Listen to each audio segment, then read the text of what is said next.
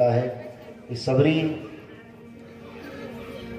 रामचरितमानस की एक ऐसी पात्र है जिसकी भक्ति सुनकर के हृदय गदगद होता है। सबरी राम जी की बहुत अद्भुत जन्मों से भक्ति करती आ रही है। हमने सुना पूर्व जन्म में ये कोई महारानी रही, सत्संग न मिला तो त्रिवेणी में आत्म विसर्जन कर दिया कि अगले जन्म में मुझे सत्संग देना प्रभु। तो वही महारानी भील जाति के अंतर्गत सबरी के रूप में दूसरा जन्म लेती है। सबरी जब युवान हुई तो पिता ने विवाह की तैयारी की, लेकिन मना कर दिया क्योंकि जीव जंतुओं की हत्या होगी, उनको मांस खिलाया जाएगा। तो सबरी ने शादी नहीं की। युवान बेटी बाप के घर मुश्किल होने लगा तो एक दिन सबरी ने पिता का घर छोड़ दिया और पंपा सरोवर के किनारे आकर जंगलों में रहने लगी। उस रास्ते को बुहारती जिस रास्ते से महात्मा लोग नंगे पांव जाते। एक दिन मतंग ऋषि आए। मतंग ऋषि ने सबरी को ये सत्कर्म करते देखा तो बड़ा भाव आया। बोले सर पर हाथ रखा, बेटा तुम कौन? बोले बाबा मैं भील नहीं हूं, मेरा नाम सबरी है। तुम्हारी जाति इतनी छोटी और कर्म इतने ऊंचे, तुम्हारे माता पिता? बोले मेरा कोई नहीं दुनिया में। मतंग ने सबरी को अपने आश्रम में आश्रय दिया, राम मंत्रों की दीक्षा दी। सबरी राम भक्त हुई, गुरु के सानिध्य में राम भक्ति करती, मजे से रहती।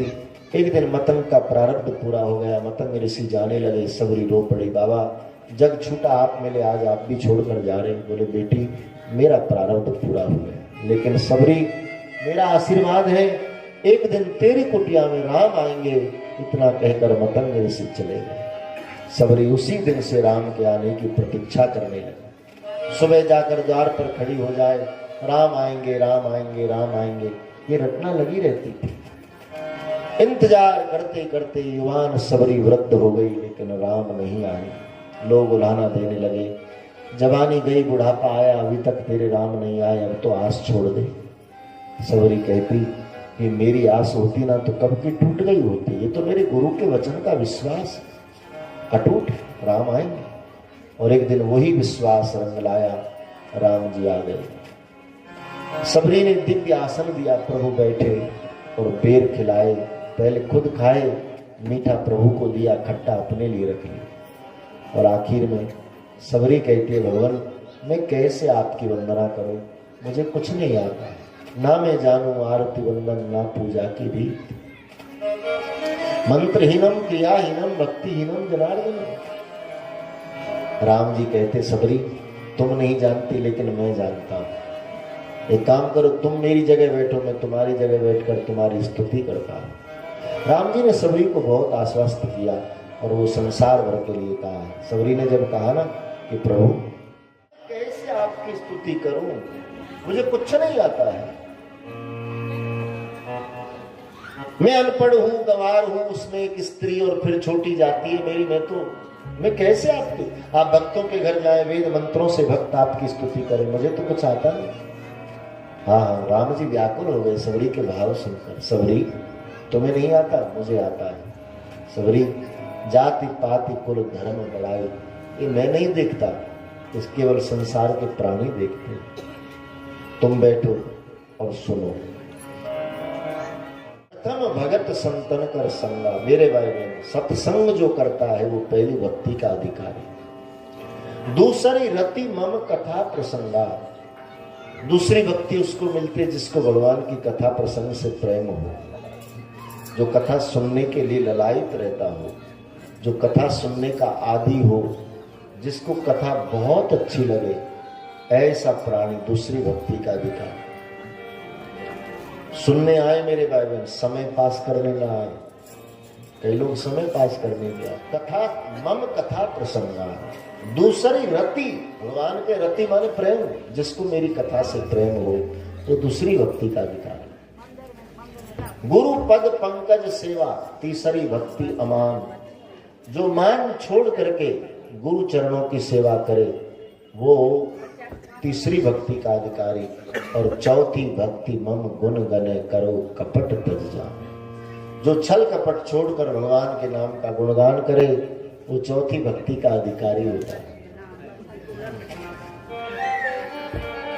मंत्र जाप मम दृढ़ विश्वासा पंचम भगत वेद प्रकाशा।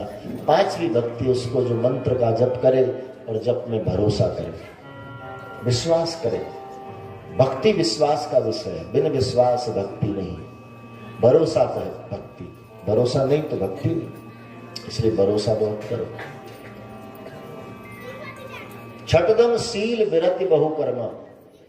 छठवीं भक्ति में कहा गया कि शीलता का स्वभावशील रखो और सज्जनता में धर्म का दर्शन करो तो छठवीं भक्ति मिलेगी। सातों मुई में सब जग देखा मोते अधिक संत कर लेखा।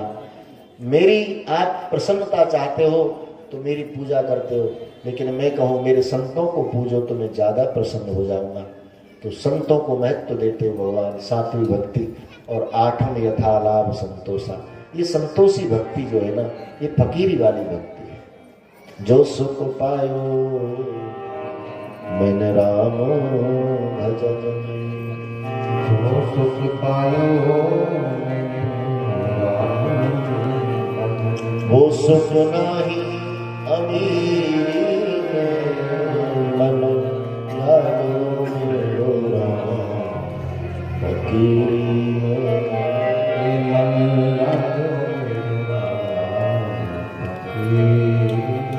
फकीर शब्द बड़ा प्यारा है, फक्कड़ स्वभाव। मोटर गाड़ी है तो भी फर्क नहीं, रिक्शा है तो भी फर्क नहीं, पैदल है तो भी फर्क नहीं, महल में रहे तो भी कोई बात नहीं और झोपड़ी में रहे तो भी कोई बात नहीं। जिसकी वृत्ति को ये व्यवस्थाएं न पकड़ पाए वही तो फकीर है।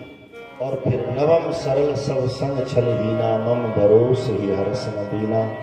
नौवीं भक्ति की महिमा बताई। भगवान ने सबरी को धन्य कर दिया। अब राम जी जाने लगे। सबरी के प्रभु आपके इंतजार में मैंने जीवन जी लिया, अब आप आकर जा रहे हो तो वियोग में मैं नहीं जी पाऊंगी, इसलिए पहले मैं जाऊं बाद में आप जाना। देखते देखते सबरी में योग अग्नि प्रकट हो गई और सबरी का तेज परमात्मा में समा गया।